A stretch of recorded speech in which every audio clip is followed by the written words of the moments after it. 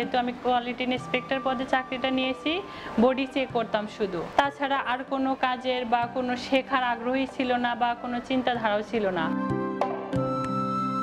আর একটু সাহস কম থাকায় সুপারভাইজার বা সহকর্মীদের সাথে খুব কম কথা বলতাম। যে কোনো সমস্যায় পড়লে শেয়ার করতে পারতাম না কারোর সঙ্গে। যদি আমি প্রোডাকশন ফিল আপ করতে না পারতাম, কিছু কাজ জমা ছিল, সুপারভাইজার লাইন শিপ যেহেতু লাইনে ফিনিশিং ইনচার্জ আছে, ওনারা মানে রাগারাগি করতো, বডি কেন জমা, কাজ জমা আছে কেন, অল্টার কেন আসলো। চুপচাপ নিজে সহ্য করে যাইতাম।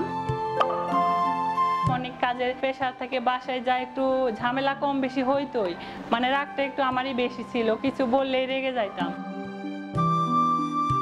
আমাদের অফিসে একটা ট্রেডিং এর ব্যবস্থা হয়, সেখান থেকে অনেক কিছু শিখি আমি। যোগাযোগ, সমস্যা সমাধান, সিদ্ধান্ত গ্রহণ, পানি পয় নিষ্কাশন, সময়ের চাপ ব্যবস্থাপনা। ট্রেডিং এর পরে আমার অনেক শূন্যতা ছিল, যেগুলো আমি মনে করি আমার ফ্লাপ হয়ে গেছে। ট্রেডিং এ আমার অনেক বিষয়, আমার পার্সোনালিটি, ফ্যামিলিগত, কর্মস্থলে আমার খুবই উপকারে আসছে। সুপারভাইজারের সাথে কথা বলতে পারি, নিজেকে ইজি ফিল মনে করি, মানে আগের মতো অত আনইজি ফিল লাগে না। যে কোনো একটা সমস্যার সিদ্ধান্ত গ্রহণ করতে পারি বা মোকাবেলা করে এটারে সলভ করে নিতে পারি।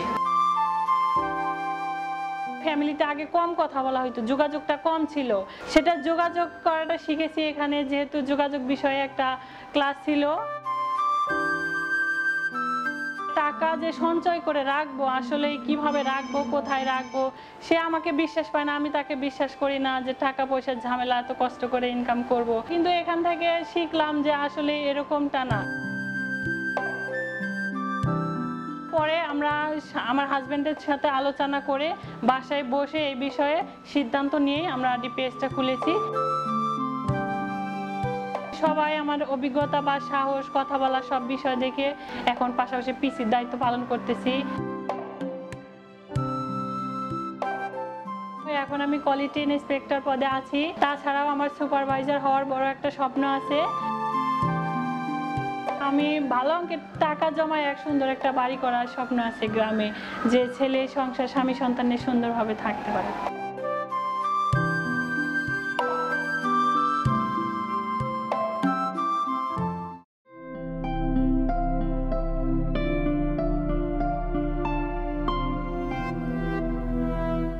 ট্রেনিং পাওয়ার আগে একটু ভীতু টাইপের ছিলাম।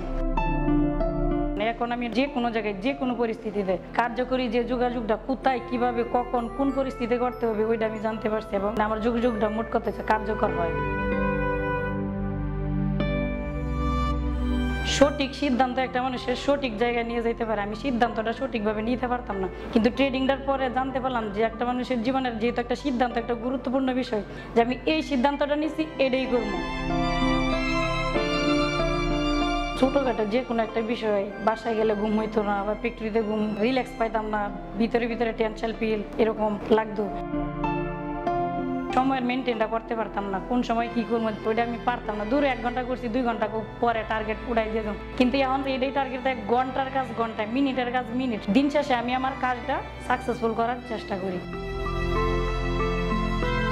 হ্যারাসমেন্টের বিষয়টা আগে দেখলেও না দেখার মতো থাকতাম, দূর যে যা করে করুক, আমার জানার দরকার নাই, শোনার দরকার নেই। কিন্তু ট্রেনিংটা করার পরে জানলাম আসলে তো এটা একটা খারাপ কিছু। আমি আগে একটু কর্কশ মেজাজের ছিলাম। ডিউটি থেকে গিয়ে যদি দেখতাম হাজব্যান্ডও ডিউটি থেকে আসছে, আমাকে হেল্প না করছে, তাই আমি চিল্লাপাল্লা করতাম, রাগারাগি করতাম, একটা মানে খারাপ পজিশনে যাইতো, গুন্ডগুলো লাগাই দিতাম। এখন ঠান্ডা মেজাজে দাঁড়ে বসি বলে তুমি পরিশ্রম করিস, আমি পরিশ্রম করি, আমাকে একটু হেল্প করো, তুমি যদি আমার একটু হেল্প করো, তো যে কাজটা আমি 2 ঘন্টা লাগতো এই কাজটা আমি দেখেছি 1 ঘন্টায় করতে পারবো। এগুলা করে দুইজনে মেনটেন করে কাজ করি। মেনটেন করে কাজ করার পর দেখেছি আমার হাজব্যান্ডও সুস্থ, বর্তমানে আমিও সুস্থ। এটা স্যার এখন বুঝছি। ফ্যামিলিতে যে আরো লোক সদস্য আছে তাদের সাথেও শেয়ার করি, যেটা আমার ভালোর জন্য। এখন গুছায় বলতে পারি, এখন আমার হাজব্যান্ডের থেকে আমার সাপোর্ট করে বেশি।